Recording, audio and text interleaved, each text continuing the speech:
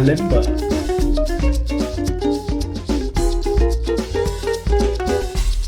I got this about a year ago and I really love it.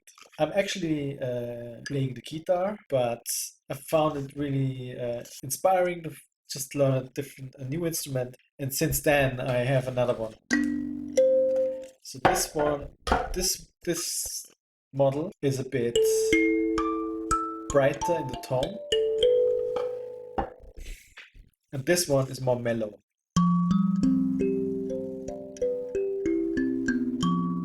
And there are some other differences.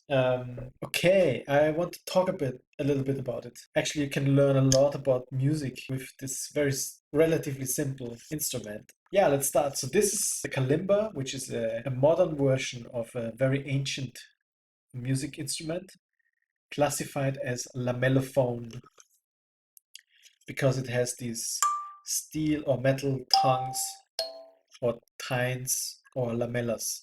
The brand is called N-Pro, not a special brand, but it has a nice sound. And there are full body, and this is a hollow body. It has these holes where you can influence the tone a bit. The ancient version of this instrument, uh, there are so many different variations because they all basically every tribe had their own kind of tuning system, and I guess they just built these instruments and just played with it, and that was their tuning. This one, the modern version, is based on the Western music tradition. So it has 17 of these metal tongues. This one has 22, I think.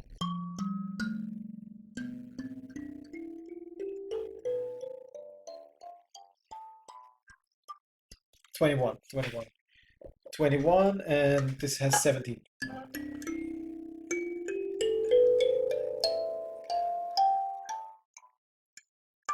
17, yes. It's tuned in the C major scale. That makes it actually easier to as an instrument to learn. I'm not saying that you have to start with the kalimba. No, no. I started with the guitar, for example, but I think that you have the lowest note here in the center has some ergonomic reasons because it's for the thumb it's easy to reach everything. Okay, so yeah, so you can hold the kalimba like this, but the most important is that you feel comfortable. And there are a lot of rules, but actually there are no rules. You can hold it as you want. I actually play a lot of with my index finger sometimes because it's faster. But yeah, you should feel comfortable and you should reach all the tines. Now, how is it organized? So one convenient thing is that the major scale upwards starts from the center, alternating for each thumb. So for example, if I want to play the C major scale, I'm gonna play first with the right thumb, with the left one, and then moving upwards. F, G, A, B, C. C, D, E, F, G, A, B, C.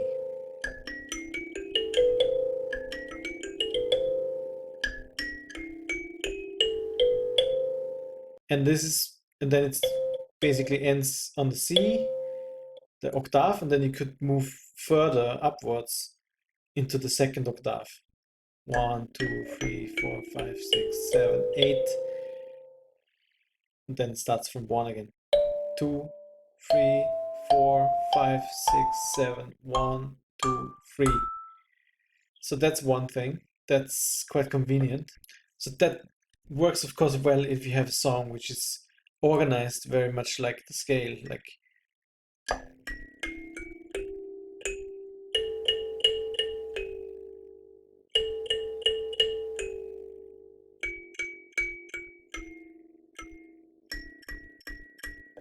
basically just playing the scale up and down.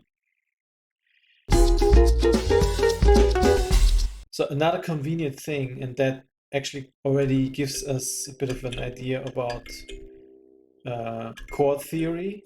So there are intervals. Intervals is basically the relationship between the notes in the scale. Like for example, 1 and 2, 1 and 3, 1 and 4, 1 and 5, and so on. But also 2 and 4, 2 and 5. So these are intervals. But then chords, for example, triads, especially triads, are organized with always the notes, always the every other note. So for example, 1, 2, 3, 1, 3, and then 3, 4, 5. So the 1, 3, and 5 builds the major triad. Very simple chord. And in that way, you can actually create the chords, all the existing triads within the major scale, just playing the three tines next to each other.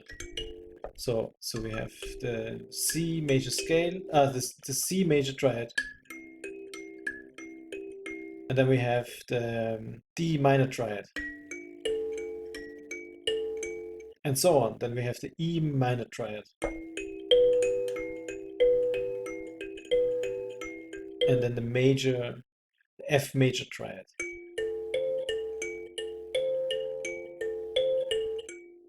And then the G major triad. And then the A minor triad.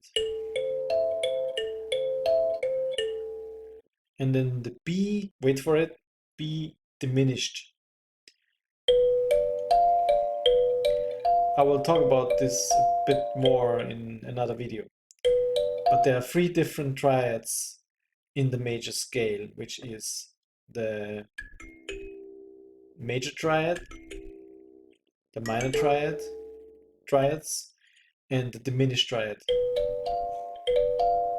And then it starts from beginning. We have the C, like one octave higher, we have the C major triad, and then the D minor triad,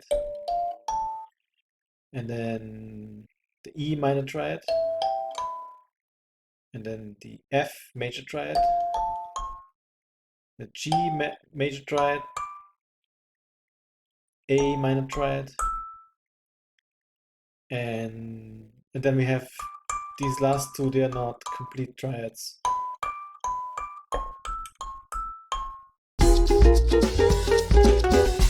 Now you heard that we have three different major triads: C major triad, F major triad,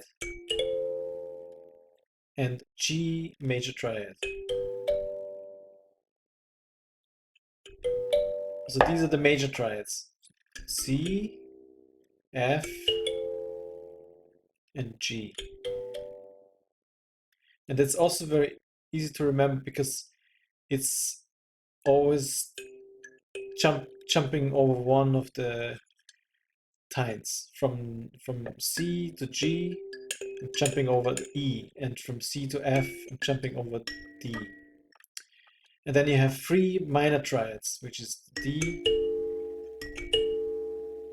minor triad, and then you have the E minor triad, and then the A minor triad, and then you have the D minor triad, E minor triad, and A minor triad. The B diminished is a bit of an oddball here. It sounds different than the others. It has more tension. But what is the most important thing in music is your ears and your feeling for the instrument and rhythm. So if you, for example, go to Hook Theory, it's a very interesting website. You can look up songs you want to learn, maybe, for example, and you can put the key in. So again, we are in the C. So if you have a Kalimba which is in C, then you can, for example, put in the key, and then you see that these are all the chords we just talked about. So C major, F major, G major, A minor, D minor. But basically, it also lists you songs which using these chords. There's another thing. It's actually here.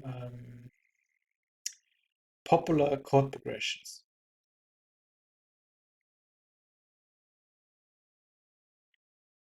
And for example, here is this is one of the most popular chord progression is actually C, G, A minor, and F.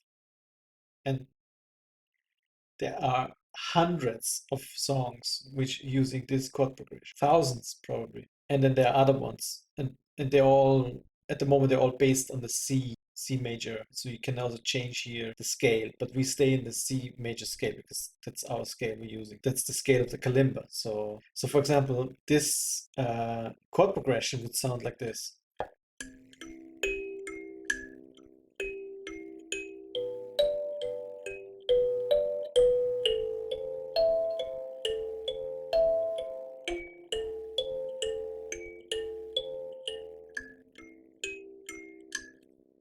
For sure, you're already thinking about a song, you know. So here, for example, it starts with A minor,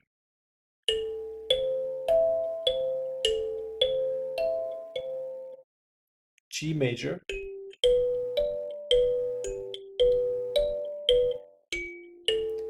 F major,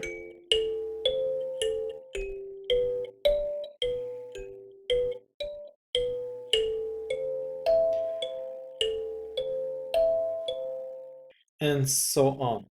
Of course, you can also mix these other notes in. You know, you don't need to stay there. You can also try this.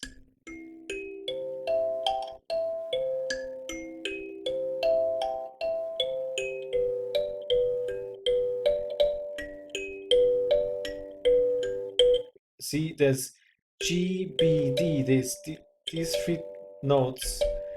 They're also somewhere else. So D, for example, is here, and then you have to try it again here. And the same is for the C major triad. You have C, E, G, and I have C, E, G here again, and I have C, E here. So there's a lot of options. So for example, I could play it like this.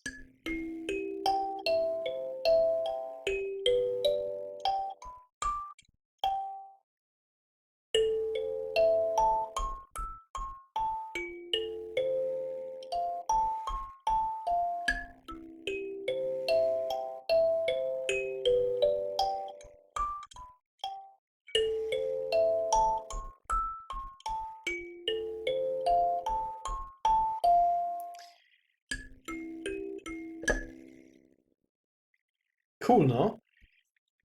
Learning this on a guitar takes much longer. I hope you liked this video about the kalimba. We will of course dive deeper into it. There's a lot of interesting stuff going on, and we will look more into that, of course, and all the other aspects, and hopefully learn some music theory next to it. But what's most important is your ear and the feeling and the understanding of the instrument, and less the sheet music. Sheet music is good for writing things down and keep them stored, get it back. It's a way, if there was no, like in the past where there was no way to record music, people wrote it down so they knew what to play. But now, because we can listen to recordings, actually this is much more important, that you learn to hear the things and also understand why the instruments are built in a certain way. That's what I'd like to teach, what I would like to teach you here. I'm your bear, and this is Cute Noise.